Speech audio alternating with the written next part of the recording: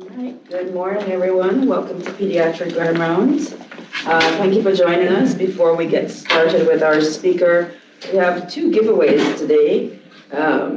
For in-person attendance, the most in-person attendance in the last 3 months, we have a resident tiny little gift for joining us to Dr. Nima Bahidi, and for attending Dr. Joe Temez, who is not here. He is always here.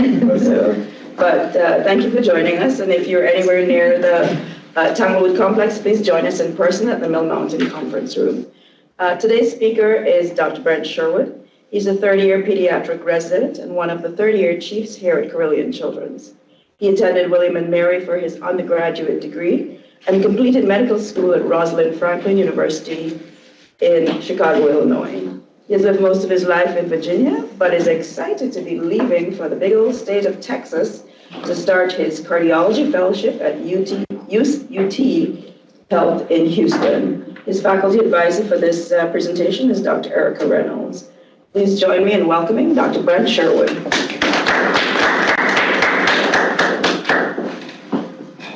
Thank you, everybody. Good morning. So today my grand round topic is working with the EMR instead of against it. I'm going to be talking about Epic efficiency and how to get the most out of Epic.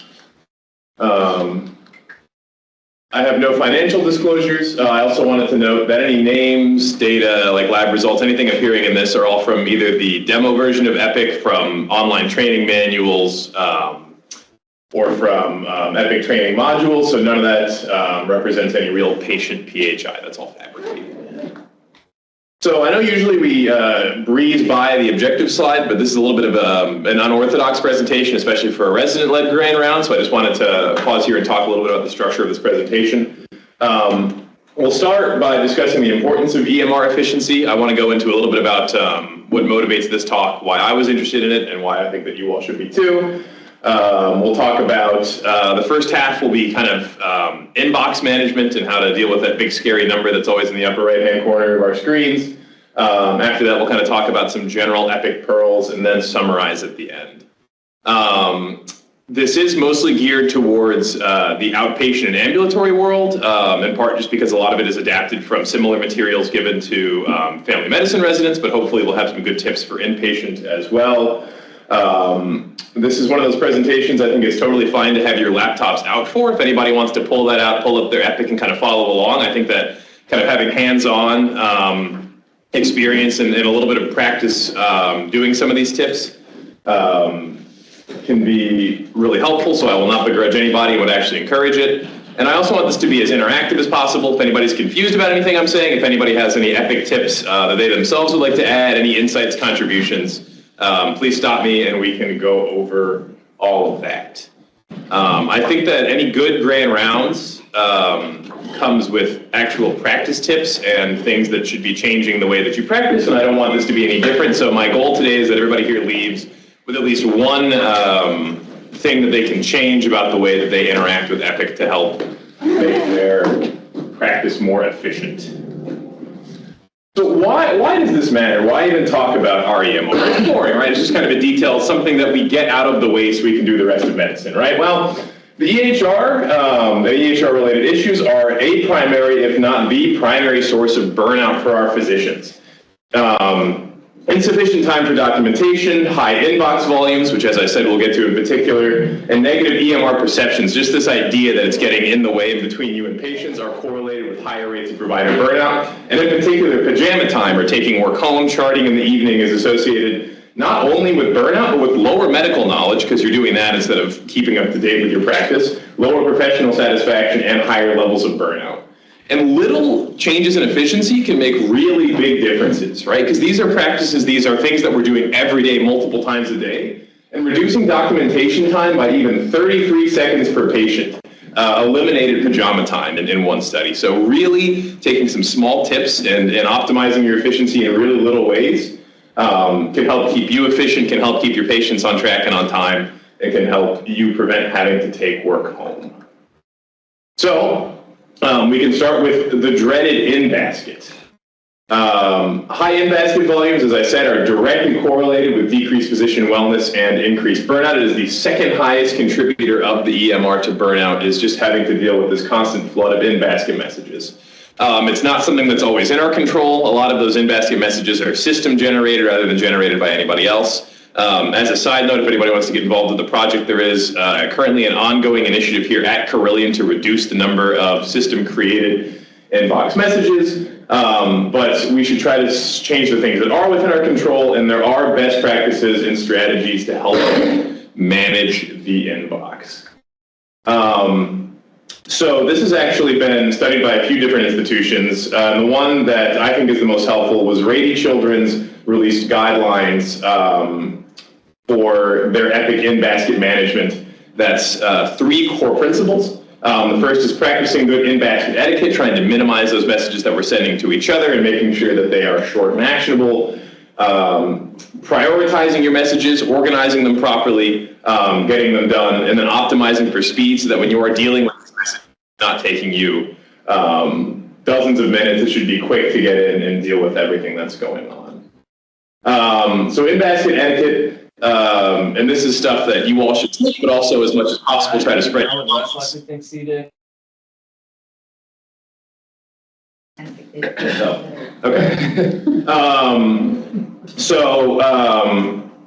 Keep in mind that the system's often going to send you automatic messages with things like prescription refills. So not having to send another message on top of that to anybody, avoiding sending multiple messages for the same thing to people, especially in short amounts of time, and reconsidering FYIs. I think that this is something that a lot of people having grown into them is kind of sending a message saying, hey, look at this result, hey, look at this thing. A lot of aberrant results are going to get flagged by the system anyway, and B, providers and other staff already have access to a lot of what's in the MAR. So trying to keep it actionable. If it's not something that actually needs to be physically acted up on by that provider, trying not to send a message for it. To help other people deal with your messages as quickly as possible, include instructions, right? If you say, hey, I need you to take a look at this patient, let them know exactly when you want them to follow up, what you're looking to follow up for. If it's something that you need a medication refill that another provider's following with, or a medication adjustment, send exactly the medication, the adjustment that you suggest. Make sure that in your message, you're including something actionable for the other person to do so they can take as little effort as possible to get done when you need them to get done. And then following up quickly on unclear or repetitive messages when somebody sends you something. So if there's something that's ambiguous, unclear, making sure that we're following up on that and seeing whether it's actionable. If it's not, a gentle reminder to keep messages actionable. And if it's something that you're dealing with all the time, and we'll talk about this, consider making a smart phrase or a quick action to follow up on common messages. If there's something that you're getting multiple times a week, it should be as easy as either entering a quick smart phrase or doing a quick smart action to resolve that. So prioritizing messages. The ultimate goal is to try to keep that in-basket volume low. Keep that number up there as low as possible. Every time you open your in-basket, you should be triaging and removing quick or non-actionable messages, going through your information-only messages and getting through them. And don't open the inbox if you don't have a few minutes to review your messages. I think that I've been really guilty of this as well, is going up to that corner and open, even when you see a red number, you see something flagged, you see a high number, you just kind of open it to see what's in there. But if you don't have time to deal with it, if you're not going to be dealing with it, you shouldn't be opening it, right? So don't open your inbox unless you have a few minutes to actually go through and do something about it. Aim to limit alerts while keeping things from getting lost to follow up as well. So you should be going through and unchecking things if they're not actionable, and if they are actionable, and we'll talk about this in a little bit, setting them to flag at a later date, so it's not like an alert sitting in that inbox, getting alert fatigue from that, but something that will actually pop up and inform you when it's time to actually follow up on that. So how do we triage? There's kind of 4 basic categories of messages that you get in your inbox. There's something that you need to follow up on, and it's either only going to take a few minutes, or you need to follow up on it. It's an urgent message. It's something that's an emergent result, something that needs to be followed up on now, or something for an upcoming patient visit that's coming imminently. So then you go in, you take the appropriate action to complete the message, and as I talked about before, and we'll get into a little bit later, you can use a quick action or a smart phrase to quickly respond and to deal with these kind of routine things. If you need to follow up at a later date, you can click the Properties tab in that in-basket toolbar that's at the top bar there, and choose a date to, in the postpone section, to temporarily remove the message from your in basket. This is a fantastic tool. I know that I have left messages just sitting in my inbox, and then I go, do I need to follow up on this? Sometimes I'll look at the inbox and go, oh, those are all things I just had already looked at, need to be followed up later, and I'll miss messages. So dealing with it, keeping that inbox at 0, and then having it flagged back up when you need it down the line. If somebody else needs to follow up, you can click the forward or the reassign position for cosign messages to pass that message on to the appropriate person, make sure that it's getting to its final destination. And if no follow-up is required, then you should be checking done and removing it from your inbox now. One of the other things too is that I know that I have wasted a lot of time. If you get a message about a patient going like, wait, this refill request or this, have I seen them recently? Like, what's the current dosing on their medication? Have we changed it? Leaving the messages, going into the chart, looking at it. A lot of times you don't need to enter the chart or the encounter. A lot of our most prescient information is going to be sitting here at the top of our messages tab. And you can get a lot of things, including your most recent note, which to me usually provides a lot of the insight for their refills, most recent lab results, and their current medication list and problem list just from the messages tab itself, which saves clicks and saves a lot of epic loading time while you're dealing with your inbox, not having to leave that window. Delegate your inbox. It is bad for you and bad for your patients to return from vacation with a full inbox. For residents specifically, I think this is something I know I've been guilty of not doing this, and then you come back from a few days or a week off and it is full and there was things that you needed to follow up on that didn't get done. So making sure that you are delegating that inbox. You can delegate it to both colleagues and support staff. So for our attending physicians, delegating low priority messages or giving access to your inbox to your nursing staff can be really helpful as well. So anything that they can follow up on, it can be followed up on. And some really good insight from these best practices that it can be useful even when you're not totally out of the office. If you are a subspecialist who has a consult day, if you just have a really full day in clinic, you know you're not going to be able to get to your in-basket, but you have a colleague who maybe has a lighter day, delegating your inbox to them can allow these messages to be followed up on in a timely manner. It can allow you to not get to the end of your day and have 20, 30, 50, 100 inbox messages waiting for you. So even if you're not going to be totally out of the office for a time, if you're going to be up at Rocky Mount or have a full day or going to be in the hospital seeing consults, it can be helpful to delegate your inbox as well. So how do we delegate to our office staff? In the inbox, there's an icon called Attach. In the Attach Other In-Baskets window, you can hit the Grant Access tab, and anybody, doesn't need to be another physician, you can grant access. So in the user field, you type the names of anybody who you want to be able to access your basket and hit Accept. The people you grant access to need to themselves attach your in-basket to theirs to actually view those messages, so we need to make sure we're talking to people that we're assigning our in-baskets to, because they won't be able to see without some action in their part. And then when you're done, you can go back in and delete the user's name to remove their access. Delegating to your colleagues is a little bit more complex, but really not too much. You can click the out of office on the in-basket toolbar, click the new at the bottom of the activity to add an out of contact occasion. And I also just want to make a note too, this will be on our YouTube channel. We save all of our PowerPoints, so don't necessarily worry about writing all of this down, memorizing it. I want you to just know your tools, and you can refer to these later down the line to remember how to do this. You can select the region you'll be unavailable, add a comment, enter the dates for that, delegate the appropriate users to cover while you're out, and then click Accept, and that will automatically go to that attached in baskets while you're there. Something that I have done inadvertently is this does not send a message saying, hey, this person has assigned you covering their in-basket. That person will just start getting your messages. So make sure that you're actually talking to them, informing them that you are planning on having them cover for you before you delegate this. Setting yourself reminders can be super helpful as well. You can set it even besides just deferring messages, set your inbox to send you messages for upcoming things. So if you have an important appointment, if you have a patient maybe who's going for surgery on a certain day and you want to remind yourself to follow up with them, or have a reminder to look at a lab result after it's back for a certain day, you can use the Remind Me tab. That's on the main Hyperspace toolbar up at the top. Complete a reminder message with any relevant information. Set any flags, which you can attach to tasks, and then expand the dates for that when those need to be done, and click Send, and what that will allow you to send reminder messages to yourself so that when these upcoming events happen, you'll automatically get something in your inbox. Here's a picture of what that looks like. So just like that previous example, this is for following up for a procedure. You can set it to delay sending, kind of write a message to yourself, and then you'll get that in your inbox and remember, okay, I have to follow up with this patient. And that lets you keep things in the EMR, not have to keep external notes, and helps you stay on top of your patients. So that's best practices, and that's prioritizing your inbox properly, optimizing for speed. So like I said earlier, even small speed improvements really add up over time.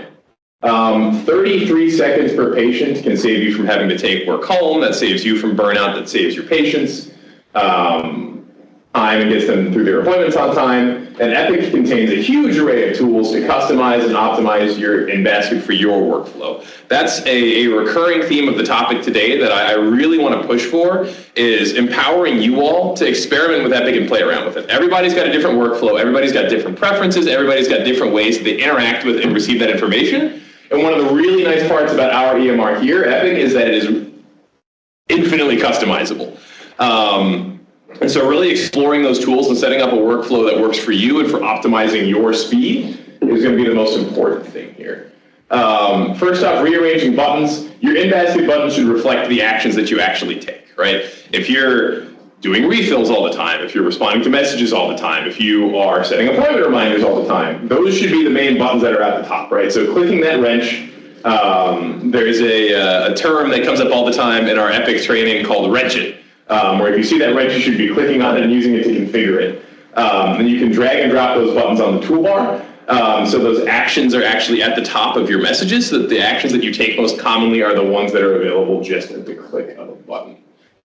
Setting up auto advance. Again, these tiny increments for things you do multiple times a day, every day, end up saving a lot of time in the long term, and going between extra clicks are a huge part of that. So by clicking that wrench icon at the top of the list message pane, you can turn on auto advance. And what that will do is that once you've completed a message, it'll automatically go to the next one. And again, I know that seems small, not having to move your mouse over, click the next message, but anything that helps you get through that inbox faster will help you get on with your day faster. And this can be a huge help.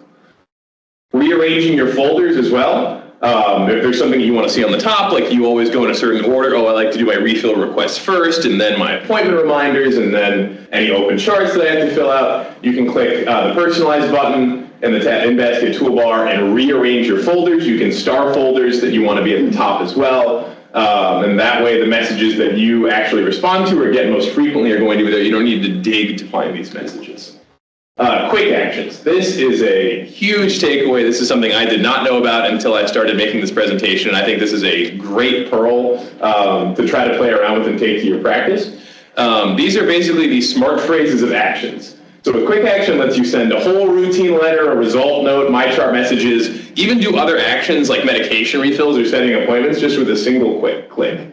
And I'll pull up what this looks like on the next slide, but essentially, when you're doing something that you do routinely, like say writing a letter from somebody, writing a sick note, you can save that as a quick action, and then next time you need to do that, you just hit the quick actions from the drop-down menu, select it, and it'll automatically do the action and do the thing.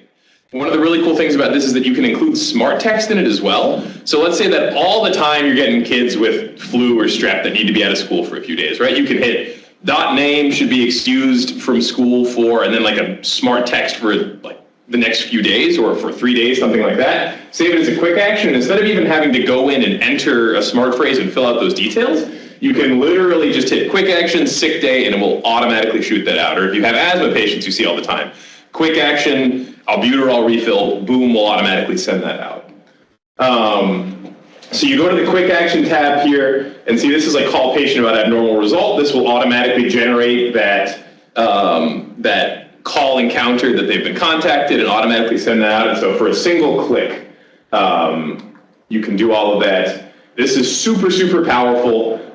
You can set them up to auto route to nursing pool with instructions too. So if there's something you're doing all the time, like setting a new appointment that you need the nurses to follow up on, you can set it so that it will route the messages to your nurse to make a follow-up appointment. One of the really good examples from the family medicine was having 3 different refills. So you can have a medication you give a lot of normal refill requests, say that will refill for 6 months. Then you can have a refill request short that does a 1-month refill and sends a message to nursing saying, hey, can you please schedule a follow-up appointment for this patient? Or a refill decline that declines the refill entirely and sends a message saying, hey, this refill's been declined because we haven't seen this patient in multiple months. Can you make a follow-up? And that way, for kind of 3 common actions, it's a single click of a button. You can get that done automatically and not have to go in and mess around typing the whole thing, setting a medication order, and doing all of that. So this all comes from that Manage Quick Actions tab in the upper right-hand corner here of your in-basket messages. You can then set a new quick action, and result management, letters, notes, orders, replies, forwards are all there. So anything you find yourself doing, you should do. Another big theme of this talk is going to be that if you do it more than once a day, more than once a week, and especially more than once a day, it should be simplified. It should be something that you can just do with the click of a button, right? If you find yourself typing out things multiple times, that's a lot of time you're going to save by automating this. And so anytime you find yourself doing something frequently in that inbox, you should be setting a quick action so that you can just click, get it done, move on to your next thing. Where are we at time? Okay. So other pearls, many of the things that we discussed in the inbox management can be applied to Epic more broadly as a whole. And there's some kind of overarching philosophies about this. The goal should be to minimize the routine. Okay, if you find yourself doing something that's at all cumbersome, even just typing out the full words like normal result, no follow-up needed. If you're doing something over and over, there is likely a better way to do it. Like I talked about before, everyone's workflow is different. Epic is extremely customizable, and you should be trying to tweak your Epic to fit your own workflow. So custom smart phrases. I think that most everybody's familiar with smart phrases at this point. A lot of our note templates are generated for smart phrases. I think especially a lot of the residents will use smart phrases a lot to fill things in, but you should be doing custom smart phrases as well, and I think that this is something that a lot of people don't take as much advantage of as they could be. Again, if you're typing the same words more than about once a week, it should be a smart phrase. If you're saying normal growth, normal development, see you next well check, that can be a smart phrase, dot, blah, blah, blah, whatever, enter, and it's just much quicker than having to type that out into all of your notes. And talk to your colleagues. Many of them already have very good smart phrases. I know that we as residents and I personally have stolen a ton of like patient instruction and assessment smart phrases from attendings that have really great insights. So see what they have, search around and look for their stuff. So how you can do this, and you can see at the top there I've already stolen something from Dr. Drake. But you go into the My Smart Phrases tab, and you can, if you have something you're typing a lot, you can hit that New User Smart Phrase, enter it in. I think what we tend to do, our best practice, you don't have to do this, but is to have your initials to keep track of whose smart phrase it is, and then a little blurb about what it is. So in this case, it's AD Acute, that's Dr. Austin Drake's acute template. And here's the user tab as well, and you can really put in anybody in that and go through and look at other people's smart phrases. Something that I think that we do most commonly is to add yourself to that smart phrase, and that's great. That means that if that person updates that smart phrase down the line, you'll get those updates, you'll be up to date with it. But an underlook tool is to copy that smart phrase entirely and make a copy of it for yourself. And that way, if it's 99% something you need, but you want to tweak it to your practice, or you like wording things a little bit differently, you can copy that smart phrase over and then make that tweak, and that will be your smart phrase in there. The next pearl is to wrench it. Okay, the layout of virtually everything in Epic can be changed. If you are not using something, get it out of the way. Extraneous information, things that are distracting are going to slow you down. And if there's something you're always seeing in Epic and you go, I never use this, I never look at it, you should be getting it off of your toolbar as much as possible. And if you are using it a lot, you should be moving it to the forefront, right? You should not have to do 3 or 4 clicks if you're in the general pediatrics clinic to get to growth charts, right? Because we use that all the time. That should be something that's just at the top of your toolbar that you can click and get to. So this is just an example. I opened my Epic and just looked at this. I think I actually even missed one. There are like 6 or 7 wrenches here, and I know that, again, before putting this presentation together, I completely ignored these. Hands up for anybody who's actually ever clicked on these and tried to adjust the way that their Epic looks. Yeah, yeah, good. It's about half, it's about what I was expecting. Yeah. To admit, sometimes it's a rabbit hole, right? Yeah. No, it is, right? And what I really want to encourage is that if you have a couple minutes or an hour or so off, to just like click these wrenches and see what they do at some point, right? Like, there's customization on customization on customization. I just go, well, I'm sure the default is fine for me, but just experimenting, clicking on some of these, seeing what they do, seeing how you can adjust your layout, and seeing how that affects your workflow is something that I would really encourage. It's just getting into it and experimenting. But yeah, on this page, 5 different wrenches. I think there's actually a 6th somewhere that I didn't highlight. But yeah, so clicking on the wrench here in the general problems list, kind of in your pre-charting tab, can let you move things around there. Clicking on it in the visit summary stuff can help you move things up and down from that.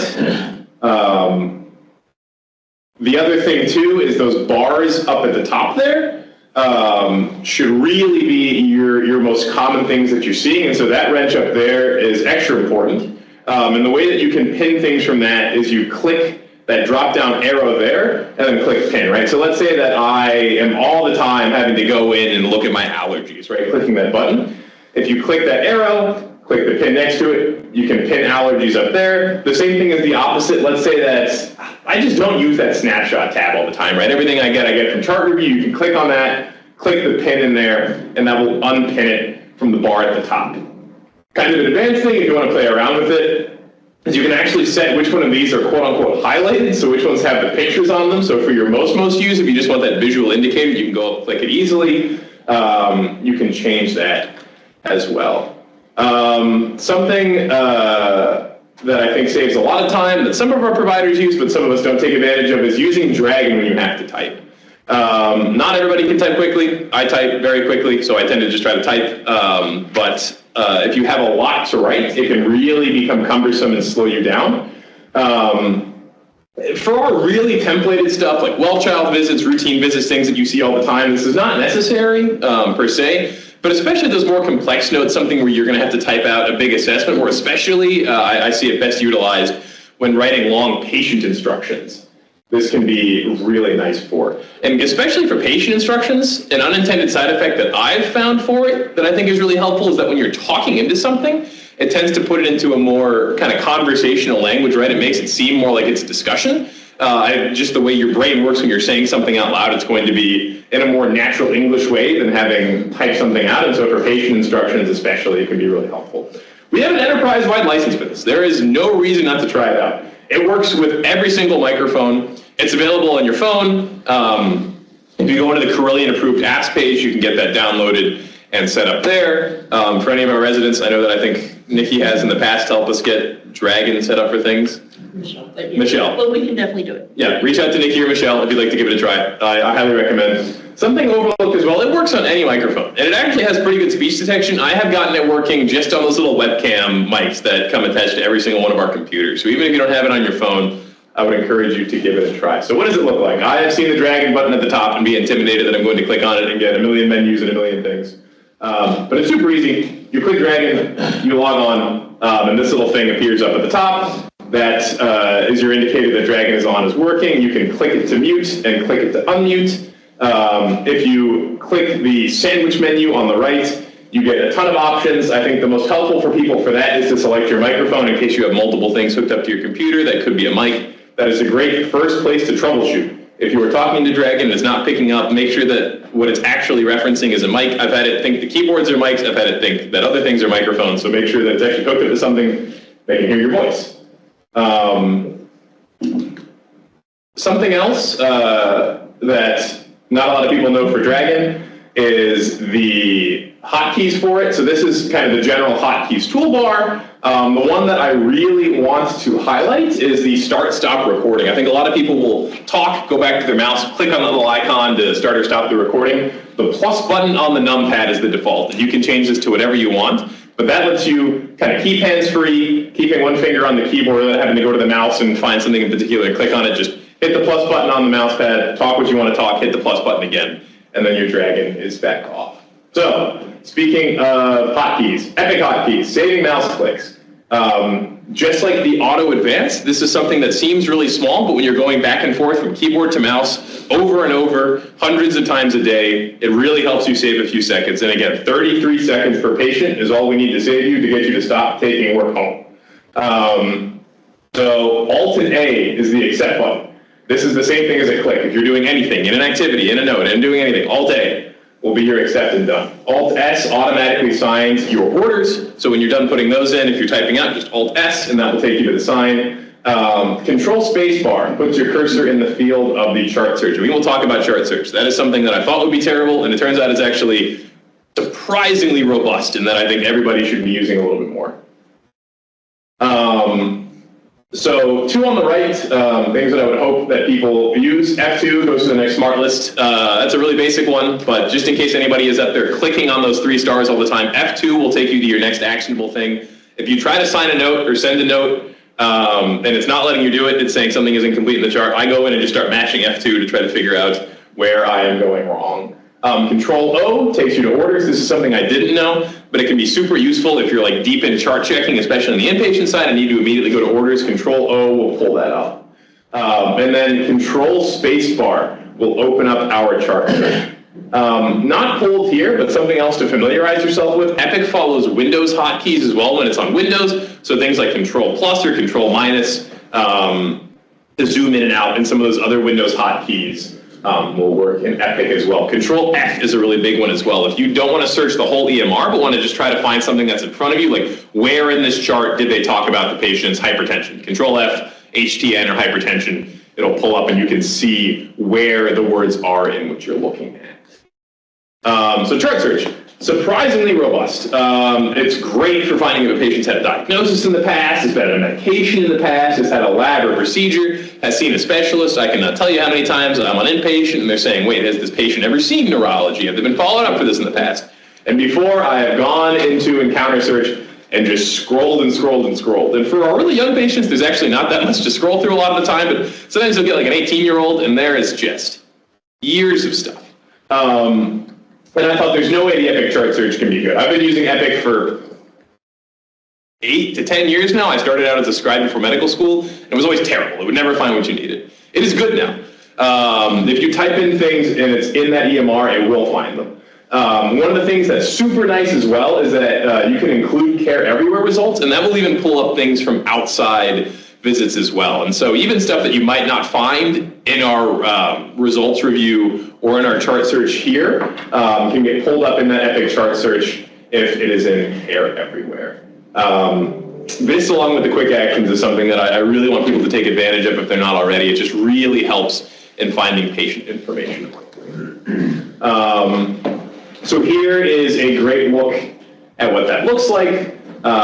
You can type in HTN for hypertension. One of the nice things about this as well that I think has really improved its usability is that it uses the same quote-unquote fuzzy logic as our orders do. So if you're off by a couple letters or you type in an abbreviation, it will pull up the whole thing. This is smart enough to know that when you type in HTN, it needs to look for HTN and hypertension, right? And those will both present. So in this case, you type that in, it pulls up data from Care Everywhere, it pulls up previous notes, and it also will pull up medications that have that as the primary diagnosis, right? If somebody has prescribed your patient, in this case a Atenolol, but a medication for a condition, and you type in that condition, as long as they linked that condition to the order, as long as that was the diagnosis that was attached to it, it will actually pull up all the meds they're on for that as well.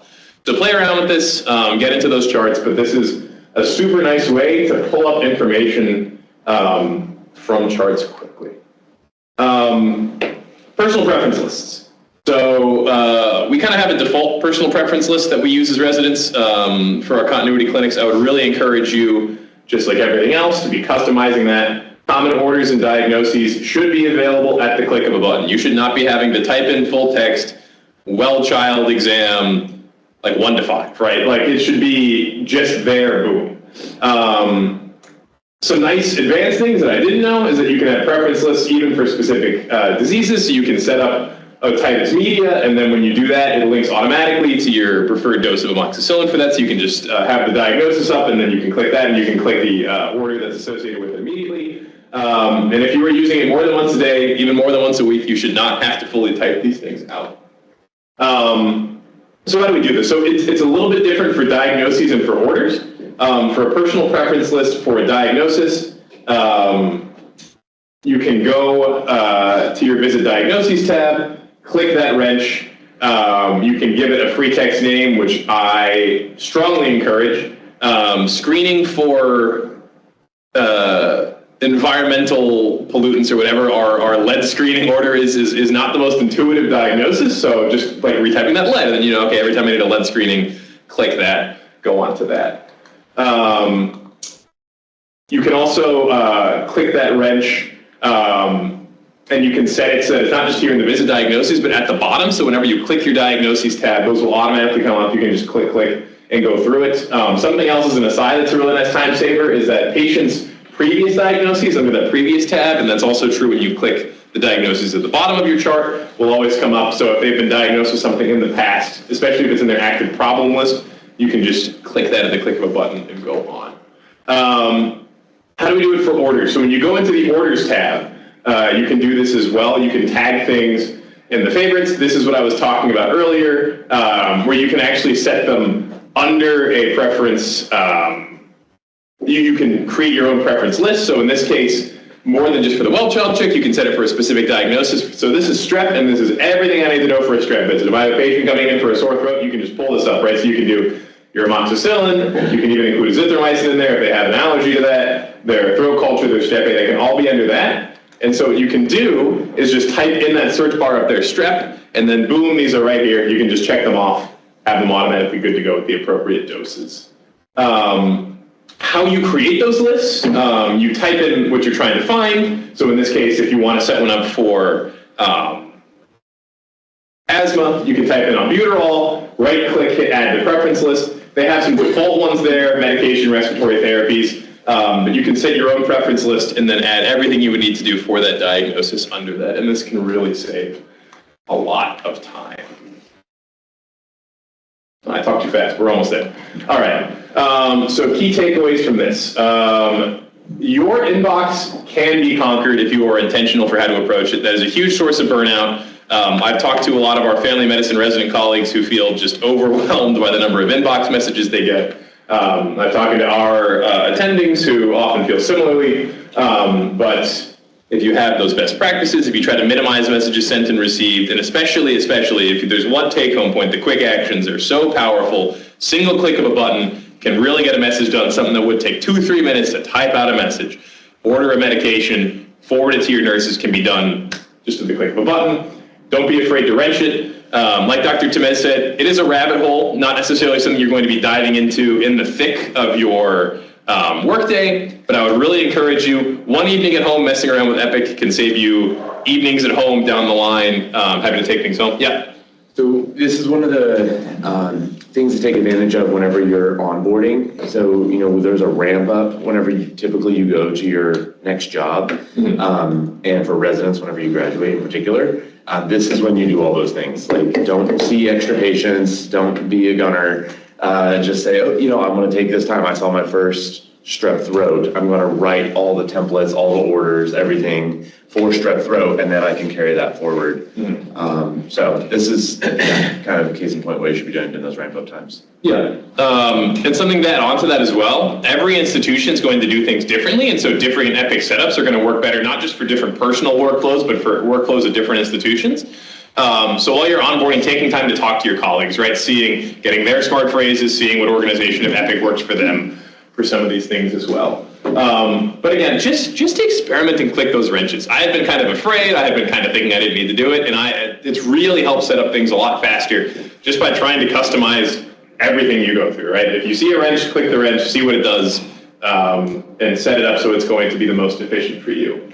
If you can send it, type it, diagnose it, order it, request it more than once a week, it can and should be a button. Take these routine tasks and make them clicks, make them smart phrases, make them easy. And just being in that efficiency mindset, right? And efficiency doesn't mean tearing through things. It doesn't mean overlooking important things. It doesn't mean cutting corners. On the contrary, what it means is taking those boring routine tasks that we know how to do, everybody knows you how to do, that you do dozens of times a day, and minimizing those impacts. So you can take that time to deep dive into the things that really matter, right? And these small efficiency gains for these tasks you do over and over really add up. They lead to less burned out doctors. They lead to patients who have your full attention, that you're getting to on time, and that you have the time to really chart check and take these deep dives into the things that matter. So caring about these principles and trying to be efficient for the tasks that are more routine. I have some special thanks that I want to give to Dr. Reynolds, my faculty advisor for this. She is, luckily for her, unluckily for me, on spring break right now and is not able to attend. But this was her idea for giving an epic efficiency talk for our department, so I really appreciate that. Dr. Trujillo over at Family Medicine, large parts of this talk he had input on, and a lot of the pictures that you saw up there were borrowed from Epic training manuals that he provided. He is one of the family medicine power users and is a fantastic resource for Epic, especially in the ambulatory setting, so thanks to him. To Dr. Borowitz for doing all of our PEDS grand rounds and helping set this up, and for Carilion TSG as well, who was super helpful in navigating Epic and getting some access to some of these training manuals and to the demo version of Epic so I could take and organize some of these screenshots. Here are some of my sources. There is a whole journal of medical informatics that if anybody is interested in this, I would recommend people check out. This is actually a relatively well-studied phenomenon, is how the EMR impacts our outcomes in provider burnout. This is kind of an aside to the presentation, but something I think that is important to keep in mind is that dissatisfaction with the EMR is linked very much to provider burnout, but is actually not super closely linked to actual patient care times and efficiency through the day. So your attitude towards your EMR matters. Try to familiarize with it, yourself with it. If there's things that you're unhappy with, talking with TSG, talking with your power users, it's customizable to every institution, so there's changes that we can implement. But trying to make your EMR your friend will save you a lot of time, will save you a lot of burnout, will help your patients. Yeah. And the other thing that I thought was really interesting, I think Dr. Speaker spoke with the residents, and there were things that he was not privy to that are apparent on the PEDS portals, or the PEDS windows, that are not apparent on the family medicine.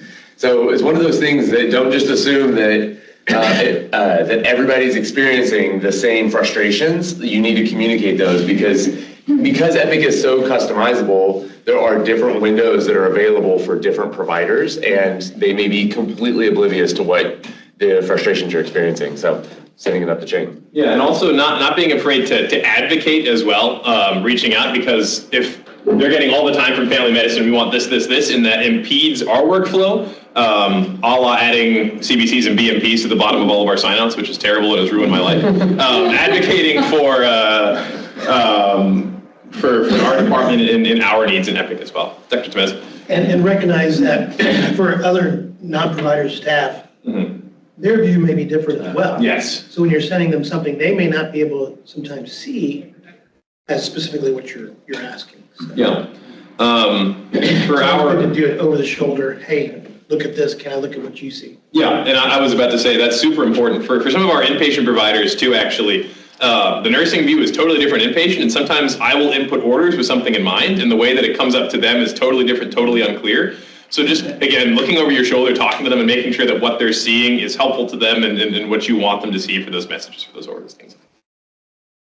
Cool. All right. And most importantly, when you get into practice, have those hotkeys for the CPT codes. Yes.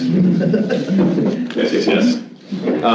Didn't talk about it in particular, but in addition to your orders and your diagnoses, you can do the exact same thing for your CPTs. Those should all just be a click of a button. There's only so many that we do in the pediatrics world, especially outpatients. So that should just be click, click, and be able to be fired away quickly. Any questions anybody has? Any wonderful insights? Anything that anybody does in Epic that makes their day significantly easier or faster that I did not cover in this presentation? I would love to hear from the people actually using it every day. I love the equal sign.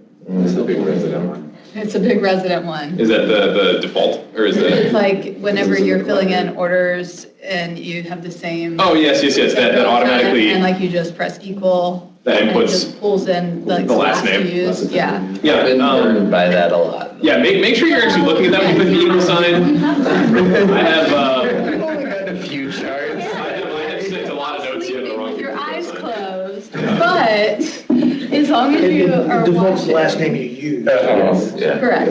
I think you can also add order sets from providers. And Correct. it's easy to. Yeah, same with, you can add individual orders, you can take other, Yeah.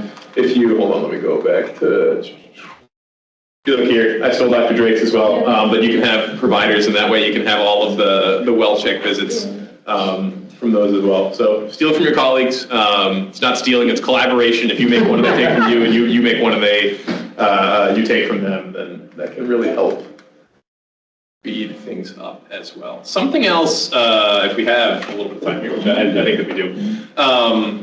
One of the tips that I got from family medicine that I was not able to implement properly was that there's a button at the top in your notes that says set all to default. Because in their well templates, they have default answers to all of those drop-down menus that are normal, right? We don't have that in our templates. And a perhaps good thing to set up so that you can type in your abnormal results and then click set all to default, and that will just automatically input the normal results down the line, like the no issues with sleep, yes following up with dentist, fluoride, whatever, for those. So something perhaps to look into for our department for our outpatient notes in the future, so that it really is, if you have a totally bog standard well visit, which not often, but it happens, you can just click the all default, and that'll be pretty much your note done just in one click there. The one thing I would caution against with all the defaults though is people don't always correct things. Yeah. You have a default exam, you don't always adjust the things that are abnormal, so you need to make sure you're paying attention to your abnormals and putting them in your note. I agree, and I think best practice for that would be going through and adjusting those things before you hit the defaults. You know what even needs to be filled out. Yeah, but I agree. Double checking our notes, making sure that those are actually accurate things. I have fallen prey to this a lot for saying that I gave vaccines that we don't even carry in the clinic anymore, or doing hip exams on kids that are older than they should be doing hip exams. I was gonna say, it's probably easier in family medicine because the adults, it doesn't change that much, but our babies are anatomically changing. Agreed. But yeah, for self-insight, one of the things that leads to that is using older templates that still have those things in. So adjusting your templates, adjusting your smart phrases, keeping everything up to date. So instead of having to manually go in and change things, it's just automatically the way you do. I think it would be helpful, like in the ED epic, when you put a diagnosis in on like when you're discharging them, you can just add like buttons for the notes, for instructions and for like what to look out for. I think it would be helpful if we add that to our acute visits too. Yeah. So you don't have to like search for those like add-ons or like the plan or. So my solution to that has just been to make smart phrases. I have like a sick child smart phrase, or like a viral illness smart phrase, a strep throat smart phrase, and it's not quite as quick as a button, but you can just dot and then a couple letters and then have that. And you can do those buttons there too, though. Yeah. All my bright futures are all, all buttons. Yeah. Very nice. The only other thing I'd say for the residents in particular, but I think for everybody, because it saved me a lot of time, is it's helpful if you're going to make a diagnosis to make it the most kind of raw version of that diagnosis. So the button is a otitis media unspecified, and then you have all the buttons to click to write acute, suppurative, non-ruptured, non-recurrent. Same thing with strep throat, like my default pharyngitis is acute pharyngitis unspecified, so then I can leave it as unspecified or streptococcus. And I can click it without actually going back in and retyping anything, I just change the button.